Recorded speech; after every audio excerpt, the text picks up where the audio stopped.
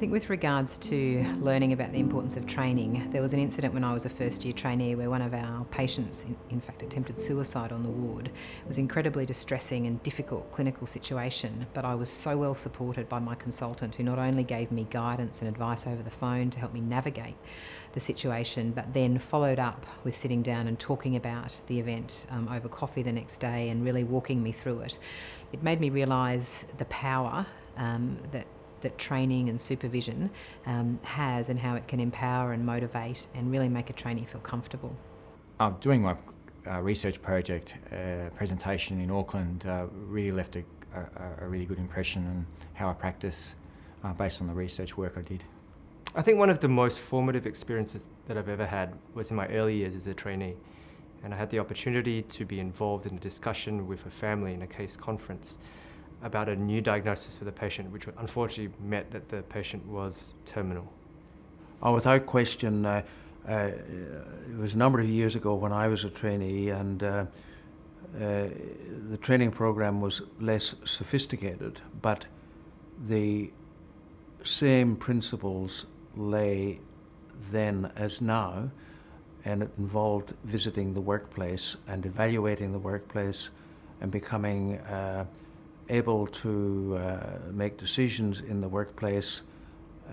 and that is no more sophisticated today than it was then, and it certainly left a lasting impression with me.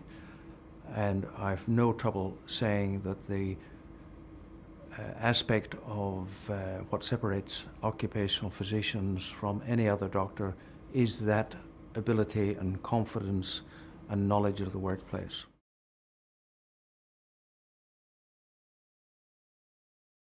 I think the experience of being supervised well empowered me to become a good supervisor, and I'm very conscious of it now, because I think I've realised that it creates a setting of motivation, of a trainee wanting to perform, of being interested in learning, which makes the overall clinical experience for everyone far more rewarding. And the impression I got from that experience was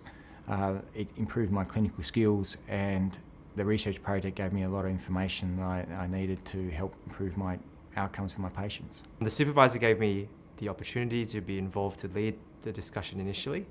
and then he was going to add other information and to bring the discussion to a conclusion. I think that the anxiety, the worry, seeing the tension of the situation, the uncertainty of the family, and the bad news that we were about to deliver had a significant impact, because I realized at that point that medicine is more than just about information provision, that it's in fact considering the impact on the family, the social situation, the emotions that they go through, and really feeling what it's like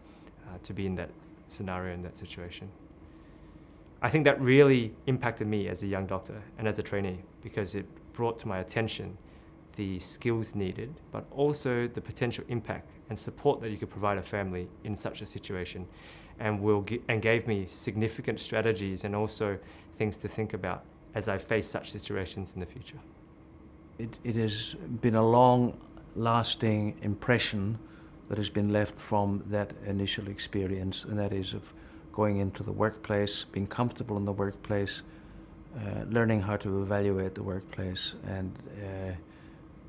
even on a bad day, going to the workplace, you instantly pick up, the antennae pick up all the signals that are there, and you learn to evaluate those, and it helps you no end.